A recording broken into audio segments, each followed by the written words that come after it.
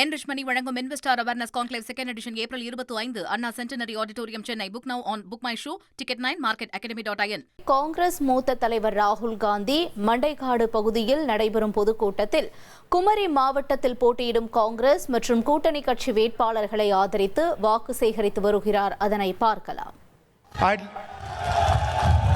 I'd like to start by offering condolences to all the people who died in the fire incident at firework factory unit yesterday.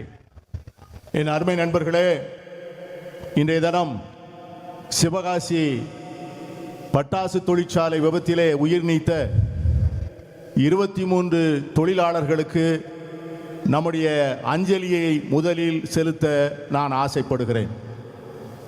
அந்த உரிமை இருக்கிறது. அந்த மாநிலத்தை சார்ந்தவர்கள் தான் அந்த மாநில நிர்வாகத்தை நடத்த வேண்டும். And the constitution clearly states this. நம்முடைய அரசியல் சாசன சட்டம் அதைத்தான் சொல்லுகிறது, அந்த உரிமைகளைத்தான் பாதுகாக்கிறது. The BJP does not accept what the constitution states. ஆனால் அரசியல் சாசன சட்டம் சொல்லுவதை பாஜக ஏற்றுக்கொள்வதில்லை. The BJP wants to weaken the hold of different states. பாஜக இந்த மாநிலத்திற்குள்ளே இருக்கின்ற கூட்டாட்சி தத்துவத்தை பலவீனமாக்க நினைக்கிறது. It wants to rule Tamil Nadu from Delhi. அது டெல்லியிலே இருந்து கொண்டு தமிழகத்தை ஆள நினைக்கிறது. And we want Tamil Nadu to be ruled from Tamil Nadu. ஆனால் நாங்கள் தமிழ்நாட்டிலிருந்து தான் ஆள வேண்டும் என்பதிலே உறுதியாக இருக்கிறோம். Look at what they have done to Manipur. மணிப்பூரில் அவர்கள் என்ன செய்தார்கள் என்று பாருங்கள். A peaceful state, மிக அமைதியான ஒரு மாநிலம். they set fire to it. Hundreds of people died. There is a civil war still carrying on in Manipur. அமைதியாக இருந்த மணிப்பூரில் தீயை பற்ற வைத்து மணிப்பூர் முழுவதும் கொழுந்து விட்டு எரிகிறது. ஆயிரக்கணக்கான மக்கள் இறந்து போனார்கள். சமூக அமைதி இழந்து அந்த மணிப்பூர் மாநிலம் இன்று சின்னாபின்னமாக காட்சியளிக்கிறது என்று சொன்னால் அதற்கு பாஜக தான் காரணம். Wherever they can, they try to capture power and run the state from Delhi. எங்கெல்லாம் வாய்ப்பு இருக்கிறதோ அங்கெல்லாம் அதிகாரத்தை கைப்பற்றி கொண்டு பீண்டு பிறகு டெல்லியிலிருந்து அந்த பகுதியை ஆள நினைக்கிறார்கள். Now they do not have the courage to say this to the people of Tamil Nadu directly. ஆனால் இதை தமிழ் மக்களிடம் நேரடியாக சொல்வதற்கு அவர்களுக்கு தைரியம் இல்லை. So what have they done? They have captured one of the glorious political parties of Tamil Nadu. அதற்காக அவர்கள் என்ன செய்தார்கள் என்று சொன்னால் ஒரு பெரிய வரலாற்றை உடைய ஒரு இயக்கத்தை அவர்கள் இப்பொழுது கைவசப்படுத்தி இருக்கிறார்கள். The AIDMK played a historic role in Tamil Nadu's progress. அனைத்து இந்திய அண்ணா திராவிட முன்னேற்ற கழகம் தமிழ்நாட்டினுடைய வளர்ச்சியிலே ஒரு மிகப்பெரிய பங்காற்றி இருக்கிறது என்பதை நான் மறுக்கவில்லை. There were leaders in the AIDMK who truly represented the people of Tamil Nadu. அனைத்து இந்திய அண்ணா திராவிட முன்னேற்ற கழகத்திலே தமிழகத்தை உண்மையாகவே பிரதிபலித்த தலைவர்கள் இருந்தார்கள் ஒரு காலத்தில். But today the AIDMK is a hollow shell. ஆனால் இன்று இருக்கின்ற அண்ணா திராவிட முன்னேற்ற கழகம் என்பது ஒரு வெற்று கூடாக மாறி போயிருக்கிறது. It has now become the instrument of the BJP to enter Tamil Nadu. தற்போது அதிமுக பிஜேபி தமிழகத்துக்கு நுழைவதற்கான கருவியாக மாறி போயிருக்கிறது. The leadership of the AIDMK has surrendered to the BJP because of their corruption. Anna Dravida Munnetra கழகத்தினுடைய இன்றைய தலைவர்கள் ஊழலில் திளைத்த காரணத்தினால் இன்று மோடி அரசிடம் முழுமையாக சரணாகதி அடைந்திருக்கிறார்கள். And the RSS is trying to rule Tamil Nadu by proxy. RSS இயக்கம் தமிழகத்தை பினாமிகளை வைத்து ஆட்சி செய்வதற்கான முயற்சிகளை மேற்கொண்டிருக்கிறது. The same way Donald Trump controls the Prime Minister of India, the Prime Minister of India wants to control Tamil Nadu through the AIDMK. அமெரிக்க குடியரசுத் தலைவர் Donald Trump எப்படி மோடியை கைவசப்படுத்தி ஆட்டுவிக்கிறாரோ அதை போல மோடி தமிழகத்திலே இருக்கின்ற எடப்பாடியை கைவசப்படுத்தி அவரை ஆட்டுவிக்க நினைக்கிறார். And the DMK and the Congress party and our alliance are defending Tamil language, Tamil culture Tamil history from the RSS.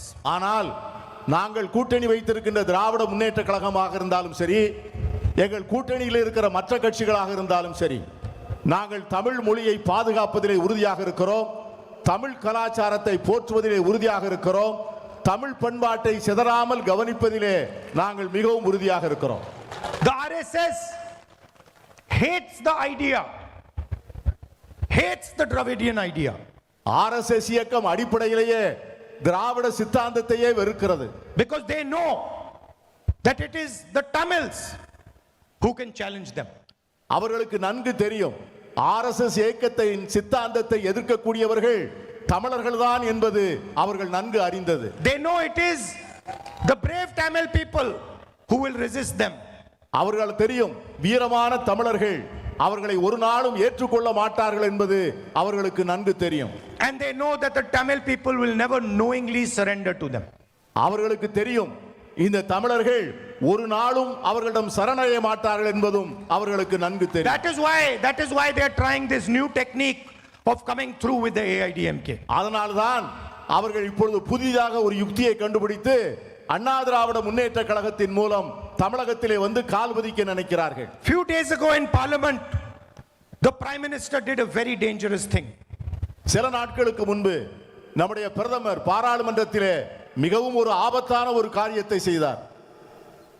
He told the country that he wants to pass a women's bill. இந்த நாட்டு மக்களிடம் அவர் என்ன சொன்னார் என்று சொன்னால் மகளிருக்கான இடஒதுக்கீடை வழங்க போகிறேன் என்று சொன்னார். But the real plan was to change the electoral structure of India. ஆனால் அவருடைய உண்மையான எண்ணம் என்னவென்று சொன்னால் இந்த நாட்டிலே இருக்கின்ற தேர்தல் கட்டுமானத்தையே சீர்குலைப்பதுதான் அவர் மனதிலே இருந்த உண்மையான சதித்திட்டம். Hidden behind the women's bill was a delimitation bill that would change the constituencies of India. இந்த மகளிர் இடஒதுக்கீடுக்கு பின்னால் தொகுதி சீரமைப்பு என்கிற ஒரு விதியையும் சேர்த்து இந்தியாவிலே இருக்கின்ற அத்தனை தொகுதிகளையும் மாற்றி அமைப்பதற்கான ஒரு முயற்சியை அவர் மேற்கொண்டார். What they wanted to do was reduce the number of seats of southern states, of northeastern states and of smaller states.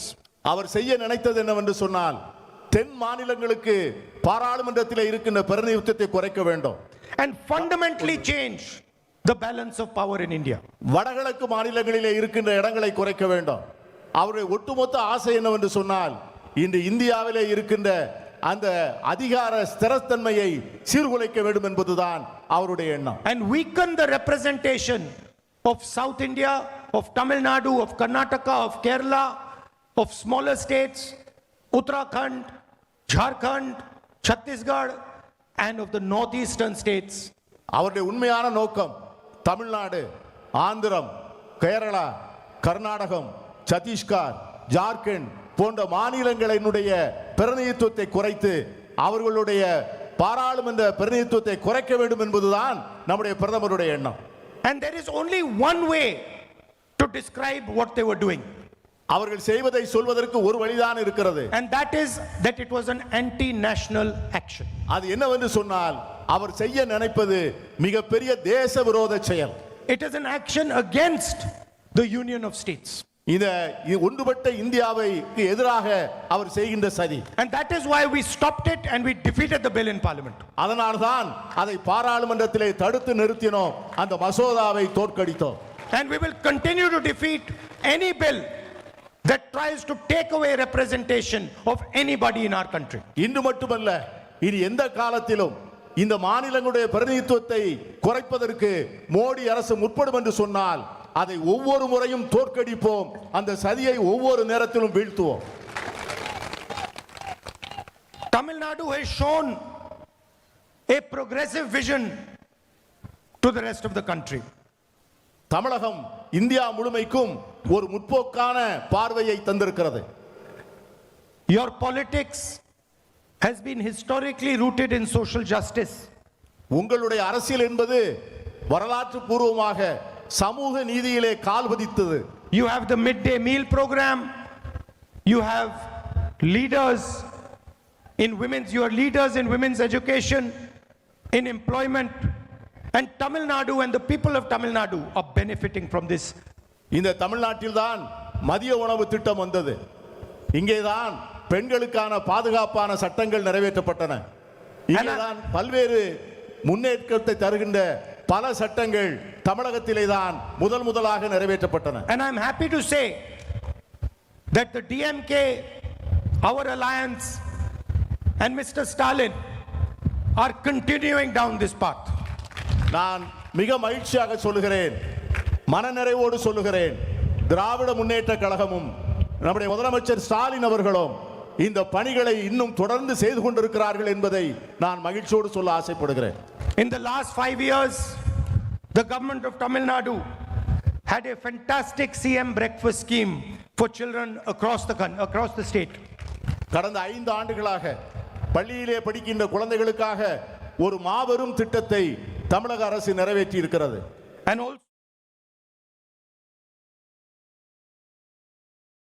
Mandaikadu பகுதியில் காங்கிரஸ் மூத்த தலைவர் ராகுல் காந்தி தற்பொழுது காங்கிரஸ் மற்றும் கூட்டணி கட்சி வேட்பாளர்களை ஆதரித்து வாக்கு சேகரிக்கக்கூடிய அந்த காட்சிகளை நாம பார்த்தோம்.